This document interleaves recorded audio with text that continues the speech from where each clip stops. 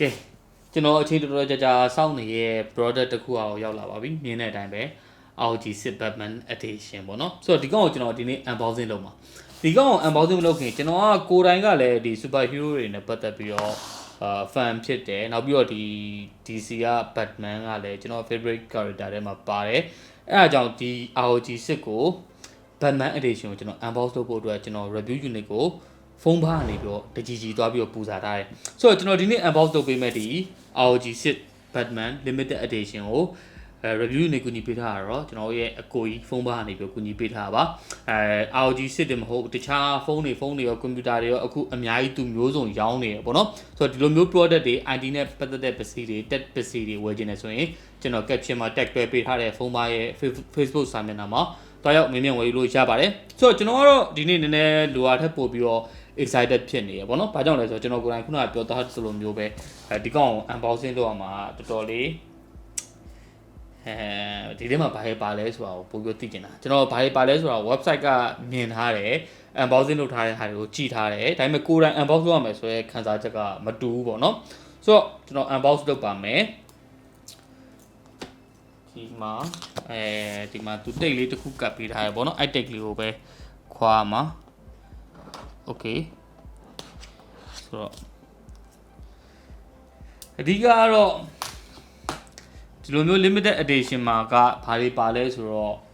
ပြီးမှဆက်ကြည့်မယ်ဗျာပြောရင်းနဲ့အလုပ်ဖွင့်ရင်းနဲ့ဒီလိုမျိုး Batman ဟိုနေပါတယ်ဗောနော်ဆိုတော့ဒါကတော့ကျွန်တော်တို့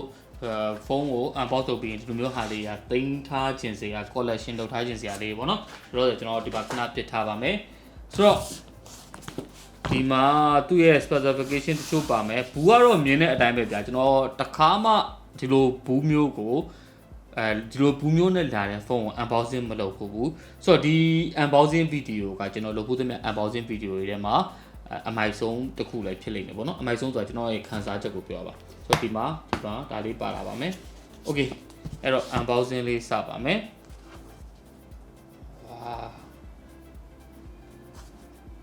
ဒီမှာပါလာတာတွေကတော့ကျွန်တော်တို့ဒီမှာဘူးဖွင့်လိုက်တဲ့အကုန်တန်းပြီးတော့မြင်ရတယ်ဗောနော်ဆိုတော့ဒီကောက်မှာဒီ adapter လေး ROG adapter လေးပါလာမယ်ဗောနော်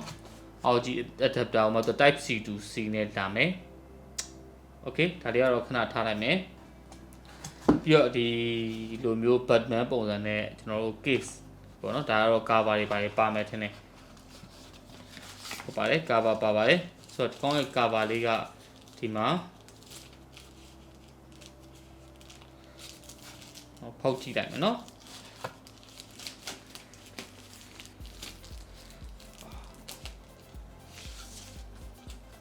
ဝါဒီအတွင်းဘက်မှာကိုကဒီမှာကျင်းမှမြင်တဲ့အတိုင်းပဲပေါ့နော် Batman ဟိုနေလေး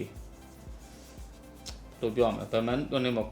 comic ပုံစံမျိုး comic ပေါ့နော် comic ဟာလေးဒီမှာနောက်ပြီးဒီမှာ ဟိုနေ Batman signal ပါမယ် ROG ဟိုနေပါမယ်ဒီကောင်ကကျွန်တော်တို့ဟိုနေပေါ့နော်ဒီနောက်က RGB အတွက်နင်းဖြစ်လိမ့်မယ်ဒီမှာနင်း cooling အတွက်ပါမယ်နော် okay cover လေးကိုကျွန်တော်ပြီးမှတက်ကြည့်မယ်ဗောနော်ပြီးတော့ဒီကောက်မှာဒီ menu ရပါမယ် menu တော့မလိုပါဘူးထားလိုက်ပါ menu ကိုကျွန်တော်ကြော်လိုက်မယ်ဒါလေးကိုခဏပြန်ဝင်ပါဟောဒီဗီဒီယိုကနည်းနည်းရှေ့ကောင်းရှေ့လိမ့်မယ်ဗောနော်ကျွန်တော်စင်ပြင်းနေပြီးဖောက်ချင်လို့ဟာ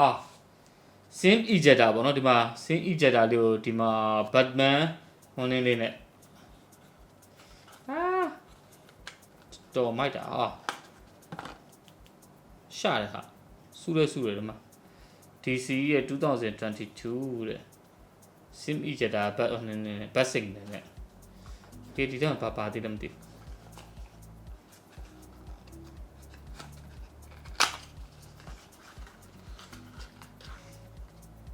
အော် sim ejector ထောင်ဖို့အတွက်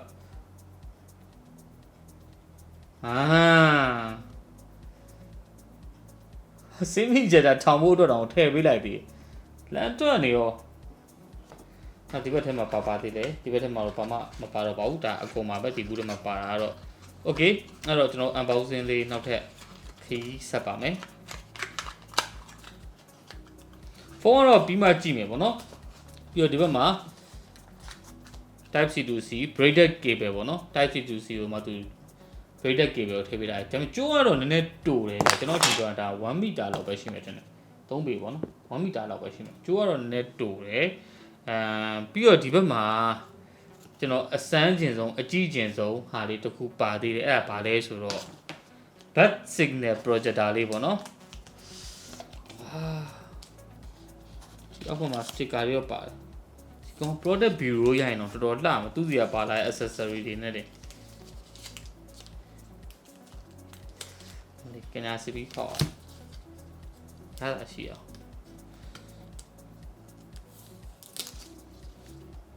ဒီ projector လေးပေါ့နော်ဒီ projector လေးကိုကျွန်တော်ပြီးမှစမ်းပေးမယ်စမ်းတဲ့ဟာကိုကျွန်တော်video footage တွေသက်သက်ထည့်ပေးမှာပေါ့နော်ဒီမှာ Batman ပုံနဲ့ဟာတခုပါမယ်ဒီမှာbat signal တခုပါမယ်ပေါ့နော်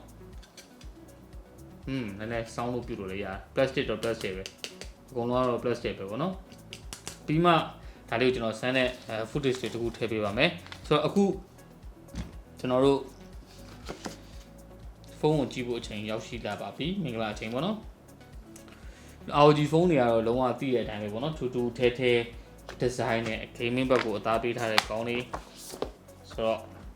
သူ့ရဲ့ပုံစံကအကိတ်တွေပေါ့နော်မိုက်တွေတင်ဒီ accessories တွေကတော်တော် limited edition ပြီးသားပါပဲရဲ့ okay ဆိုတော့ကျွန်တော် power စဖွင့်ပါမယ်ဒီကောင်က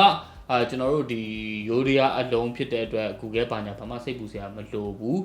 ROG phone is a Batman ROG phone and Batman edition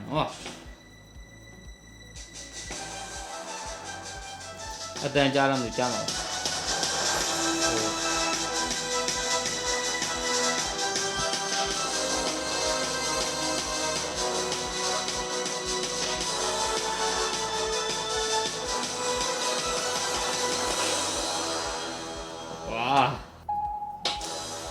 Okay so country ဒီမှာမြန်မာရွေးလိုက်မယ်ကျွန်တော်တို့ Wi-Fi ကိုတော့သူကတခါတည်းစပြီးကြတဲ့ချိန်ခိုင်းတယ်ဗောနော်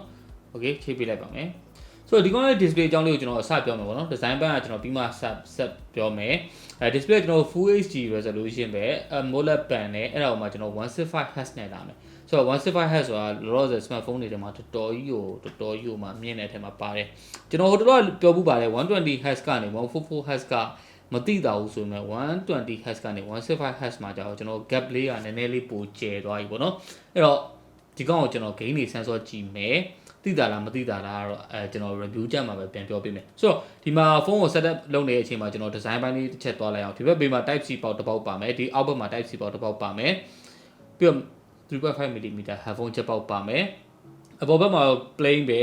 ဒီဘက်မှာ pressure sensitive button တစ်ခုပါမယ်ပေါ့နော်ဆိုတော့ဒီကောင်လေးကကျွန်တော်တို့ physical button တွေလိုမျိုးထွက်နေတဲ့ဟာမဟုတ်ဘူး touch ပုံစံနဲ့ပဲ pressure sensitive ဖြစ်တဲ့အတွက်ကျွန်တော်တို့ feedback haptic တွေပါတယ်ရမယ် Okay အဲ့တော့ကျွန်တော်တို့ဒီနောက်ဘက်ကအမိုက်ဆုံးဆိုတဲ့ design လေးကိုသွားကြည့်အောင်ဆိုတော့ဒီမှာကကျွန်တော်တို့ထူထူဆိုပြီးတော့ဒီမှာရေးထားတာ Batman ROG Sit Batman Edition ဆိုပြီးတော့ရေးထားလေးတစ်ခုရှိမှာပေါ့နော် ROG ပြီးတော့ဒီအပေါ်ဘက်မှာDC 22နောက်ပြီးတော့ for those who dare ဆိုတာကျွန်တော် Asus ရဲ့ sound board ပေါ့နော် slogan ပေါ့နော်အဲ့လေးပါမယ်ဒီဘက်မှာ dare to play Asus ဖုန်းတွေကိုdesign ပိုင်းပြောတဲ့အခါမှာအရန်သတိထားရတယ်ဒါဘာကြောင့်လဲဆိုတော့ကျွန်တော် laptop တွေမှာဆိုရင်ဒီကောင် extra act တွေအများကြီးထည့်ထားတာပေါ့နော်ဆိုတော့အဲ့လိုမျိုး extra act တွေထည့်ထားတဲ့အခါကျတော့တချို့ dot panel တွေအောင်မှာပဲသူက mouse code တွေနဲ့ရေးထားတဲ့ဟာတွေရတယ်အများကြီးရှိတယ်ဆိုတော့ design ပိုင်းနဲ့ပတ်သက်ပြီး Asus ကသွားထားတဲ့ approach တွေဘာတွေကဒါကျွန်တော် Zenfone 9ကလည်းပြောခဲ့ပူပါတယ်ဟိုတခြား product တွေနဲ့တခြား တက်ပစ္စည်းတွေနဲ့ဒီကောင်တွေကတိတိတသားကွဲထွက်တဲ့ product တွေပေါ့နော်ဆိုတော့ဒီ camera bank ကလည်းလုံးဝအရင်ကြီးထွက်နေတာမျိုးတော့မရှိဘူးဖုန်းကတော့ heavy ဖြစ်တဲ့ဖုန်းမှန်တိတာတယ်ဗျာဟိုကန်လိုက်တာနဲ့လက်ထဲမှာလေးလေးပင်ပင်စီစီပိုင်ပိုင်အကြီးပဲဖုန်းကအဲ့လိုမျိုးခံစားရတယ်ပြီးတော့ဒီအပေါ်ဘက်နဲ့အောက်ဘက်မှာဒီသူနင်းနေရှိရပေါ့နော် bezel ရှိရ bezel ထူထူတဲ့ရှိရအဲ့ဒါကအဓိကတော့ဒီ camera ပါရယ်နောက်ပြီးတော့ဒီ speaker ကိုသူက front facing stereo speaker ထည့်ပေးထားတာပေါ့နော် gaming experience မှာအပြည့်အဝခံစားလို့ရအောင်ဒီအတန်ထွက်ကြီးကတော့ခုနကကျွန်တော်ဒီဖုန်းကိုစားဖွင့်လိုက်တဲ့အချိန်မှာအားလုံးလည်းကြားလိုက်တယ်ဆိုတော့အများကြီးပြောစရာမလိုတော့ဘူးဆိုတော့ဒီ limited edition တွေရဲ့ထုံးစံကဘာထူးခြားလဲဆိုတော့ဗျာဒီလိုမျိုးသူ့မှာ accessories တွေပါလာမယ် gift တွေပါလာမယ်နောက်သူ့ရဲ့ဒီဖုန်းမှာကျွန်တော်တို့ဟိုနည်းလေးရှိမယ်ပေါ့နော်ခုနကလိုမျိုးနောက်ဘက်မှာပါလာတဲ့ ROG edition ဘာညာပေါ့နော်အဲ့လိုဟာမျိုးလေးရှိမယ်အဲ့ဒါတွေအပြင်ကိုကျွန်တော်တို့ တင်းစီ UI နေရအစားအဲ့ addition ပုံစံနဲ့လာမယ်ပေါ့နော်ဒီမှာ attribute ကို setup လုပ်ခိုင်းတယ်ဒါပေမဲ့ skip လုပ်လိုက်မယ်အချိန်အရင်ကြာသွားမှာဆိုလို့ပေါ့နော် okay အဲ့တော့ကျွန်တော်ဒီ Asus ထဲကို must in login ဝင်ရတော့မှာပေါ့နော်ဒါလေးတော့ကျွန်တော် skip လုပ်လိုက်ပါမယ် okay အဲ့တော့ကျွန်တော်ဒီမှာစပြီးတော့ themes ကိုရွေးခိုင်းတယ်ပေါ့နော်ကျွန်တော်ဒီ classic themes ကိုတွားမလားဒါမှမဟုတ်ဒီလိုမျိုး Batman edition ကိုတွားမလားဆိုပြီးတော့ကျွန်တော်ရွေးရတော့မှာပေါ့နော် Batman edition ဒီမှာဘာမှမပေါ်လာဘူးကျင်ဒီဖုန်းကင်နေတဲ့တခုနည်းနည်းလေးထူးဆန်းတာတွေ့တယ်ဗျာဒီကောင်ကအပေါ်ဘက်ကိုနည်းနည်းရှည်တဲ့ပုံစံကိုသွားထားတတိထားမိရပေါ့နော်တကယ်ဒီ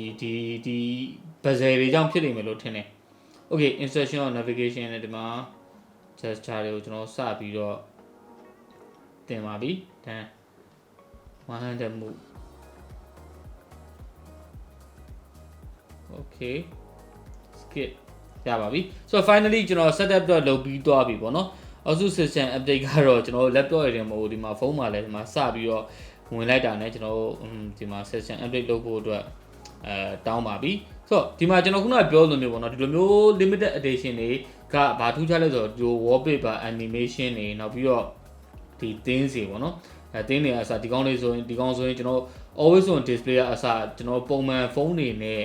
မတူတဲ့ themes တစ်ခုကိုတွားထားမျိုးလေးရှိတယ်ဆိုတော့ဒီကောင်မှာ always on display ကျွန်တော်တစ်ချက်ကြည့်ရအောင်ဒီမှာ Asus Splendid လည်းပါလာတယ်ဆိုတော့ဒါ color ဘိုင်းနဲ့ပတ်သက်ပြီးကျွန်တော်အဆကြည့်ပြီးတော့ design ပြီးတော့ကြိုက်တာဆိုချိန်လို့ရမယ်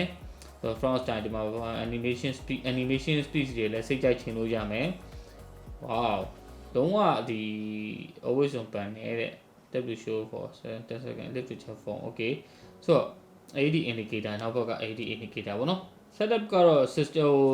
နည်းနည်းလေးရှုပ်ထွေးတယ်ဗျာရှုပ်ထွေးဆိုတော့ဒီလိုမျိုးဖုန်းတွေကတည့်ရတဲ့အတိုင်းပဲသူ့ဟို gaming နဲ့ပတ်သက်တဲ့ဘက်ကိုအရင်သွားထားတာလေးရှိနေတဲ့အခါကျအဲ့လိုမျိုးရှုပ်ထွေးထွေးလေးရှိတတ်တယ်ဆိုတော့ always on display လေးကိုကျွန်တော်စမ်းမလို့ပဲဒီမှာ themes and wallpaper ပါတယ် always on display ကိုကျွန်တော်ဒီ search ကပဲရှာလိုက်တော့မှာဟောဒီလိုမျိုးလေးပေါ့နော်ဒီမှာ finally ရသွားပြီဒီမှာ Batman ပုံလေးနဲ့ Gotham City ပုံလေးပေါ့နော် always on panel နောက်ပြီးတော့ကျွန်တော်တို့ဒီဖုန်းဝင်ဒီမှာဆိုရင်ကျွန်တော် lock screen မှာဆိုရင်ဒီမှာမြင်တဲ့အတိုင်းပဲသူ့ဟိုနည်းလေးပေါ့နော် Batman ရဲ့ဟိုနည်းဘယ်လိုပြောမလဲ live wallpaper လေးတစ်ခုရှိမယ်နောက်ပြီးဒီကောင်အားသွင်းတဲ့အချိန်ကြာရင်လည်းကျွန်တော်တို့ဒီ ROG Batman edition ဘာညာအဲ့လိုဟာမျိုးလေးပေါ့နော် Batman တဲ့ပြီးမှလက်စီးတွေပြေးနေတဲ့ဟာလေးတွေဗာလေးတွေအဲ့ဟာလေးလည်းပါတယ်ဆိုတော့ဒီကောင်အကြောင်းပြောရင်တော့အများကြီးဖြစ်နေလိမ့်မယ်ပေါ့နော်ဖြစ်လဲဖြစ်ချင်စရာပဲ cover လေးအရင်တက်ကြည့်လိုက်အောင်ဆိုတော့ cover တက်ကြည့်မယ်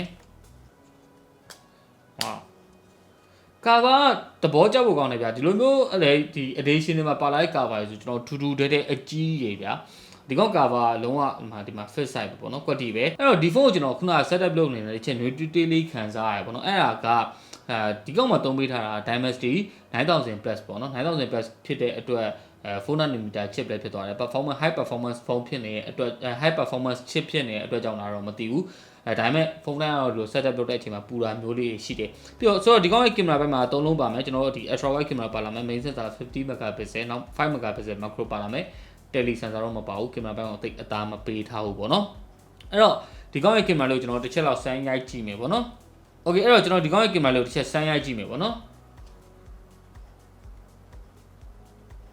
ဟော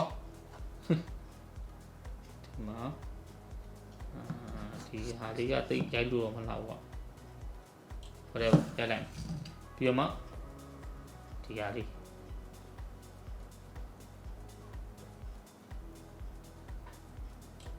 ကင်မရာတော့သူအရင်ကောင်းမှာမဟုတ်ကင်မရာဘက်လည်းတိတ်အရင်အသားပေးထားတဲ့ဖုန်းမှမဟုတ်ဘူးဆိုတော့လေဒါပေမဲ့ဒိုင်လို့တော့အဆင်ပြေရယ် flagship ဖုန်း PP တတ်ပဲကင်မရာဘက်နဲ့ပတ်သက်ပြီးတော့ဘာမှစိတ်ပူစရာရှိမှာမဟုတ်ဆိုတော့ battery ကဒီကောင်မှာ 6000 mAh ပါလာမယ်မနေမတော့ပဲပေါ့နော်အဲ့တော့မှကျွန်တော်အားသွင်းမယ်ဆိုရင်65 watt လုံးဝ standard PD charger အားသွင်းလို့ရမယ်ဆိုတော့ဒီ ROG Batman edition လေးကို ROG 6ပေါ့နော် Batman edition လေးကိုကျွန်တော် review လုပ်မယ် gain တွေအများကြီးလေးဆော့မယ် review ကြရင်ကျွန်တော်ပြန်တွေ့ပါမယ်ဆိုတော့ကျွန်တော်ရဲ့ဗီဒီယိုလေးကိုအဆုံးထိကြည့်ပေးတော့လည်းကျေးဇူးအများကြီးတင်ပါတယ်ဒီလိုမျိုးဗီဒီယိုကိုစောပြီးကြိုပြီးကြည့်နေတာဆိုရင်ကျွန်တော်ရဲ့ YouTube channel ကို subscribe and notification on ပေးဖို့လည်းဒီနေ့ကနေပြီးတော့ဖိတ်ခေါ်လိုက်ပါတယ်ဗျ